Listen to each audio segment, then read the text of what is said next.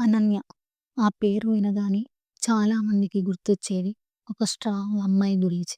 కానీ ఒక సమయంలో తను కూడా చాలా ఇన్నోసెంట్. ప్రపంచం అంటే ఏంటో తెలియని ఒక చిన్న హృదయం కలిగిన అమ్మాయి. చిన్నప్పుడే తనకు అమ్మ చనిపోయింది. ఆ రోజు నుండి తన జీవితంలో ఒక్కటే ఆధారం. తన నాన్న రాఘవ్. బిజినెస్ మ్యాన్ అయిన రాఘవ్ చాలా బిజీగా ఉంటారు. కానీ తన కూతురు విషయంలో మాత్రం ఎప్పుడూ కాంప్రమైజ్ అవ్వరు. తనకు అమ్మ లేదు అనే ఫీలింగ్ రాకుండా ప్రేమతో పెంచారు. స్కూల్‌కి తనే డ్రాప్ చేసి, రాత్రిళ్ళు స్టోరీస్ చెప్పి నిద్రపెట్టిన రోజులు అనన్య ఎప్పుడూ మర్చిపోలేదు. తనకి తన నాన్న మాత్రమే ఫ్యామిలీ, ఫ్రెండ్, ప్రపంచం అన్నీ. వాళ్ళ ఫ్యామిలీ చాలా రిచ్. పెద్ద ఇల్లు, సర్వెంట్స్, కార్స్ అన్నీ ఉన్నాయి. కాలేజ్‌కి వెళ్ళడం, ఫ్రెండ్స్‌తో టైమ్ స్పెండ్ చేయడం, మళ్ళీ ఇంటికి వచ్చి నాన్నతో డిన్నర్ చేయడం. ఇదే తన రొటీన్. మోసం, బాధ లాంటి పదాలు తన లైఫ్‌లో ఎప్పుడూ ఉంటాయని కూడా అనుకోలేదు. కానీ కొన్నిసార్లు మన లైఫ్‌ని మార్చేసేవాళ్ళు వార్నింగ్ లేకుండా మన ముందు వచ్చి నిల్చుంటారు. ఒక రెయినీ మార్నింగ్ కాలేజ్ కారిడార్‌లో స్టూడెంట్స్ అందరూ హడావిడిగా తిరుగుతూ ఉన్నారు. అనన్య బుక్స్ అన్నీ చేతిలో నుండి పడిపోయాయి. అప్పుడే ఒక పర్సన్ ముందుకు వచ్చి ఆ బుక్స్ తీసి ఇచ్చారు. కేర్‌ఫుల్ అని నవ్వాడు ఆ అబ్బాయి. అతనే అర్జున్. సింపుల్‌గా డ్రెస్ అయి ఉన్నాడు. మాట్లాడేటప్పుడు కళ్ళల్లో కాన్ఫిడెన్స్ ఉంది. ఫస్ట్ మీటింగ్ సింపుల్‌గా స్టార్ట్ అయినా, తరువాత లైబ్రరీలో కలవడం, క్యాంటీన్‌లో కాఫీ షేర్ చేసుకోవడం, ఎగ్జామ్స్ ముందు కలిసి చదవడం, ఇలా ఫ్రెండ్‌షిప్ మెల్లగా స్ట్రాంగ్ అయింది. అర్జున్‌తో మాట్లాడేటప్పుడు అనన్యకి ఒక కొత్త ఫీలింగ్ వచ్చేది. తను ఒంటరి కాదని అనిపించేది. కొన్ని నెలల తరువాత ఒక ఈవినింగ్ క్యాంపస్ బ్యాక్ సైడ్‌లో ఉన్న లేక్ దగ్గర అర్జున్ చెప్పాడు. అనన్య, నిన్ను చూడకుండా ఒక రోజు కూడా ఉండలేకపోతున్నా. I think I love you అని. ఆ మాట విని అనన్యకి మైండ్ ఏం పని చేయలేదు. ప్రేమని ఎప్పుడూ ఎక్స్‌పీరియన్స్ చేయని అమ్మాయికి అది కొత్త ప్రపంచంలా అనిపించింది. కొన్ని రోజులు ఆలోచించి యెస్ అని మెల్లగా చెప్పింది. ఆ రోజు నుండి తన ప్రపంచంలో నాన్నతో పాటు అర్జున్ కూడా చేరాడు. అర్జున్ చాలా కేరింగ్‌గా బిహేవ్ చేశాడు.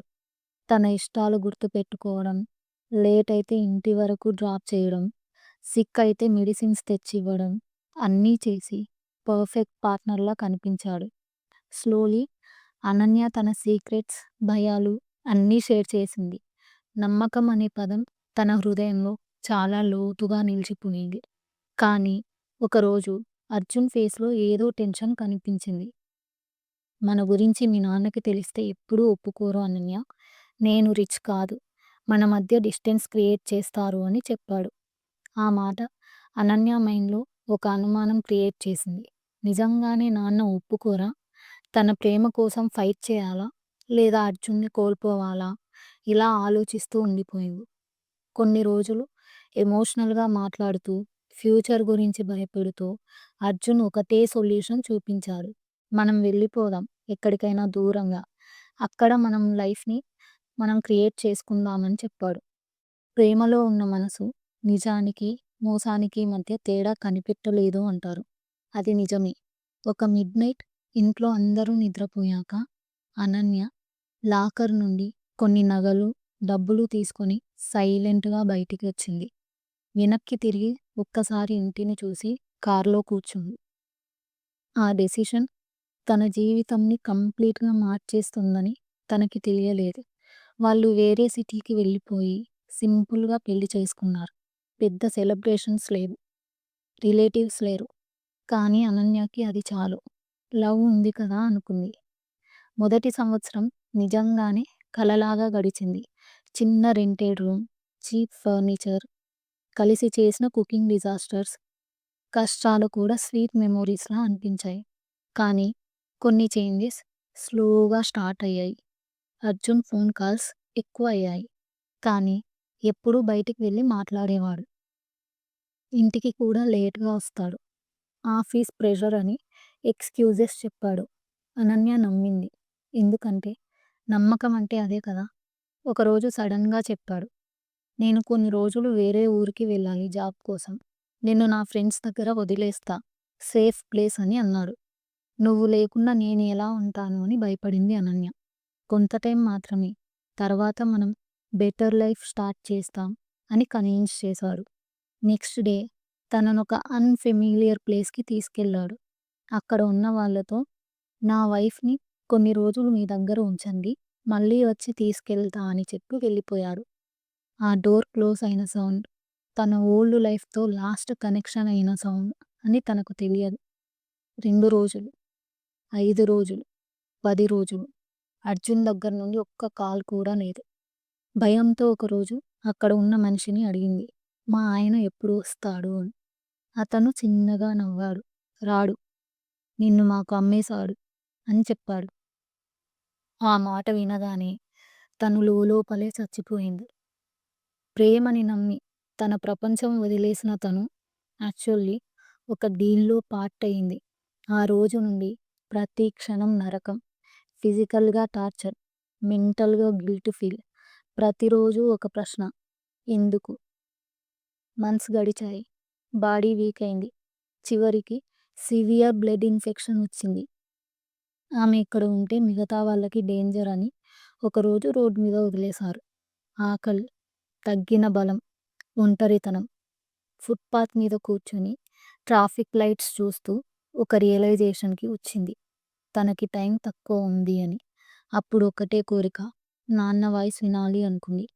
ఫోన్ చేసి ఏడుస్తూ సారీ నాన్న. నీ నమ్మకాన్ని మోసం చేశా అని చెప్పింది. లైన్‌లో కొన్ని సెకండ్స్ సైలెన్స్. తర్వాత ఒక స్టేబుల్ వాయిస్ ఇంటికి రా అమ్మా అని. జర్నీ మొత్తం భయంతో గడిచింది. నాన్న నన్ను యాక్సెప్ట్ చేస్తారా అనే ఆలోచన తన హృదయంని ఓడిపోయేలా చేసింది. కానీ ఇంటికి చేరగానే చూసింది ఒక మిరాకిల్. రోడ్డు నుండి ఇంటి వరకు పూలతో ఒక దారి. పనిష్మెంట్ కాదు. ప్రేమతో వేయబడిన వెల్కమ్. లోపలికి వెళ్ళగానే నాన్నను చూసి కాళ్ళ మీద పడిపోయి ఏడ్చేసింది. రాఘవ మాత్రం ఒక్కటే చెప్పారు. జరిగింది మర్చిపోదాం. నువ్వు వచ్చావు కదా అదే చాలు అని. డాక్టర్‌ని కన్సల్ట్ చేసి ఎమర్జెన్సీ బ్లడ్ రిప్లేస్‌మెంట్ అరేంజ్ చేశారు. కొన్ని డేస్ ఆఫ్ ట్రీట్మెంట్ తర్వాత డేంజర్ తగ్గింది. అనన్యకి సెకండ్ లైఫ్ దొరికింది. కానీ తను అనుభవించిన బాధలు, ప్రేమ వల్ల జరిగిన మోసం మాత్రం తన మనసులో అలానే మిగిలాయి. టైం గడిచే కొద్దీ తను ఒక డెసిషన్ తీసుకుంది. తను అనుభవించిన బాధ, తనకి జరిగిన మోసం ఇంకొకరికి జరగకూడదు అని అనుకుంది. ఆద్య ఫౌండేషన్ అనే ట్రస్ట్ స్టార్ట్ చేసింది. మోసపోయి ఒంటరి అయిన ఆడవాళ్ళకి shelter, medical help, legal support. ఆ ట్రస్ట్ చాలా మందికి కొత్త జీవితం ఇచ్చింది. సంవత్సరాలు గడిచాయి. ఒకరోజు ట్రస్ట్ ఆఫీస్ డోర్ దగ్గర స్టాఫ్ వచ్చి చెప్పారు. మేడం, ఒకరు మిమ్మల్ని కలవాలని వచ్చారు అని. అతనిని చూడగానే అనన్య హార్ట్ బీట్ స్లో అయింది. అతనే అర్జున్. కళ్ళల్లో పశ్చాత్తాపం, ఫేస్‌లో గిల్ట్. తన కాళ్ళ మీద పడిపోయి నన్ను క్షమించు అనన్య. నా లైఫ్ మొత్తం నాశనమయింది. ఒక్క ఛాన్స్ ఇవ్వు అని ఏడుస్తున్నాడు. ఆఫీస్‌లో ఉన్న వాళ్ళందరూ సైలెంట్‌గా చూస్తున్నారు. కానీ అనన్య ఫేస్‌లో మాత్రం ఒక్క ఎమోషన్ కూడా కనిపించలేదు. ఒకప్పుడు అతనిని చూడగానే తన హృదయం వేగంగా అదిరిపోయేది. కానీ ఇప్పుడు ఆ ప్లేస్‌లో ప్రేమ కాదు, కోపం కాదు, ఒక జాలి మాత్రమే ఉంది. కొన్ని సెకండ్స్ తరువాత అనన్య కామ్‌గా అడిగింది. ఎందుకు వచ్చావు అర్జున్? అతను చెప్పడం స్టార్ట్ చేశాడు. బిజినెస్‌లో లాస్ అయింది. తను నమ్మిన వాళ్ళు మోసం చేశారు. డబ్బు పోయింది. హెల్త్ కూడా బాలేదు. అప్పుడే తనకర్థమైంది. తన జీవితంలో చేసిన పెద్ద తప్పు అనన్యని మోసం చేయడం అని. నాకు పనిష్మెంట్ ఆల్రెడీ దొరికింది అనన్య. కానీ నన్ను ఒక్కసారి క్షమించు అని తల కింద పెట్టాడు. అనన్య కొంచెం నవ్వింది. కానీ ఆ నవ్వులో సంతోషం లేదు. క్షమించడం అంటే జరిగింది మర్చిపోవడం కాదు అర్జున్. నువ్వు నా నమ్మకాన్ని కాదు, నా జీవితాన్ని అమ్మేశావు. ఆ రోజు నేను చనిపోయి ఉంటే ఒక్కసారి ఆలోచించావా? అర్జున్‌కి మాట రాలేదు. కొంచెం టైం తర్వాత అనన్య స్టాఫ్‌ని పిలిచి చెప్పింది. ముందు అతనికి ఫుడ్ ఇవ్వండి అని. అర్జున్ ఆకలితో తినడం స్టార్ట్ చేశాడు. తినడం అయిపోయాక అనన్య ఒక కవర్ తీసి అతని ముందు పెట్టింది. ఇందులో కొంత డబ్బు ఉంది. ఇది చారిటీ కాదు. నా మనసుకు కావాల్సిన ఒక ముగింపు. దీన్ని తీసుకొని ఎక్కడికైనా వెళ్ళిపో. కానీ ఆ మాట దగ్గర అనన్య వాయిస్ స్ట్రాంగ్ అయింది. మళ్ళీ నా జీవితంలోకి రావాలని చూడకు. నా కళ్ళకి కనిపించకు. ఒకప్పుడు నిన్ను చూసి ప్రేమ కలిగేది. ఇప్పుడు చూస్తే జాలి వేస్తుంది. ఆ జాలిని కూడా నేను మర్చిపోవాలి అని చెప్పింది. అర్జున్ ఏడుస్తూ కవర్ తీసుకున్నాడు. మాట్లాడాలని ట్రై చేశాడు. కానీ అనన్య అక్కడితో ఆపేసింది. కొన్ని తప్పులు క్షమించగలము. కానీ కొన్ని తప్పులు మన లైఫ్ నుండి కొంతమందిని పర్మనెంట్‌గా దూరం చేయడమే మంచిది అని నేర్పిస్తాయి. నేను నిన్ను ద్వేషించడం లేదు అర్జున్. కానీ నిన్ను మళ్ళీ నమ్మడం నా ఆత్మకి నేనే ద్రోహం చేసుకున్నట్లు అని చెప్పింది. ఆ మాటలు విని అర్జున్ స్లోగా వెనక్కి తిరిగి నడిచాడు. డోర్ దగ్గర ఒక్కసారి తిరిగి చూశాడు. కానీ అనన్య వేరే వైపు చూస్తుంది. అతను బయటికి వెళ్ళిన తర్వాత తన జీవితంలో ఒక చాప్టర్ సైలెంట్‌గా క్లోజ్ అయింది. విండో దగ్గర నిల్చుని డీప్ బ్రీత్ తీసుకుంది అనన్య.